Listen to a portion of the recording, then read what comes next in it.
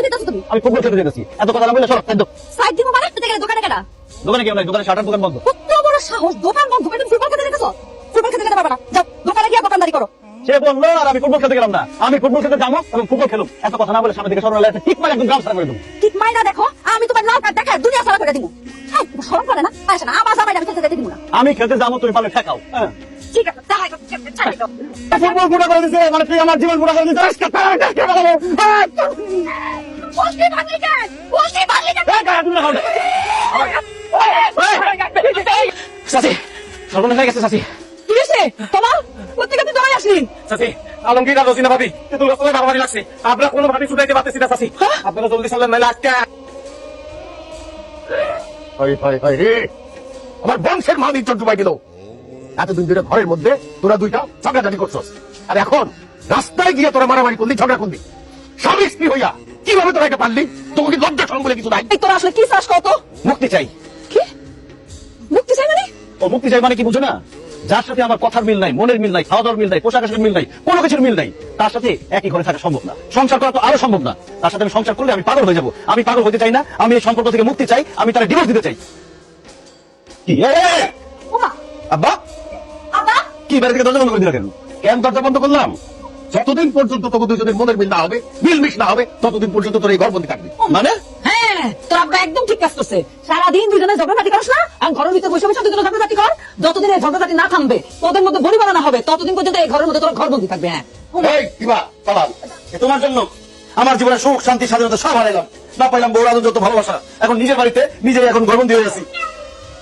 আমার জন্য তুমি এই ঘরবন্দি না, তোমার জন্য আমি ঘরবন্দি আছি। তোমার মতো ফালতু লোকের সাথে এক মিনিটের ঘরে থাকা সম্ভব না। এমনি কেমন জানি হাসপাস লাগতেছে। তাড়াতাড়ি আমার ঘর থেকে বাইরের ব্যবস্থা করে দাও তো। এই ঘর থেকে বাইরে নেই, একবার কোর্টে গিয়ে ডিভোর্স দিয়ে তোর এই বাড়ি ছাড়া কোনো ব্যবস্থা করতেছে। এই ভয় আমার দেখায় লাভ নাই। তোমার মতো লাখ লাখ বলে আমার পিছনে পড়ে রয়েছে, খালি একটু ইশারা দিলেই না। ভাইজান, ভাইজান তুমি কই? বইনের কথা মনে পড়ে না তোমার? আমাদের ঘরের মধ্যে বন্দি করে পালায় রাখছে, এত কষ্ট পিড়াইছে। তাড়াতাড়ি আসো। আমি তুমি আইসো, আমার মুক্তি করে এই বন্দি জীবন থেকে দেখো আমার বন্দি করে রাখছে। ঘরের মধ্যে বন্দি করে রাখছে? কার এত বড় সাহস যে আমার ননদকে ঘরের মধ্যে বন্দি করে রাখছে? বাড়ির মধ্যে লোক নাই নাকি? কে আমার বোনের ঘরের মধ্যে বন্দি করে রাখছে? আমি তোমার বোনকে ঘরের মধ্যে বন্দি করে রাখছি। খালি আলমগীরের বেকা না, আমিও আমার সাহায্য করছি তারা মারতে। আপনি তো সাহস তো কম না, আমার ননদকে ঘরের মধ্যে বন্দি করে রাখছেন। বাসেন কি তার কেউ নাই? সে এতিম না? শুনেন, ভালো ভালো আমার ননদকে ঘর থেকে বাইর করেন, মুক্ত করে দেন। আমার খবর আছে। ও তা কি খবর করবা তুমি? কি খবর করবো আপনি জানেন না? হ্যাঁ, আমরা থানায় যাবো, আপনার বিরুদ্ধে নারী নির্যাতনের মামলা করুন, আপনার ঘরে জেলের ভাত খাওয়াবো।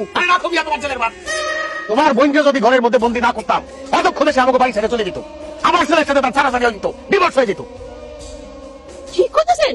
ডিভোর্স হয়ে যেত? হ্যাঁ, তার কারণ এই যে তোমার ননদ মানে আমাকে বৌমা আর আমার ছেলে আলমগীরের মধ্যে কোনো মিলমিশ নাই।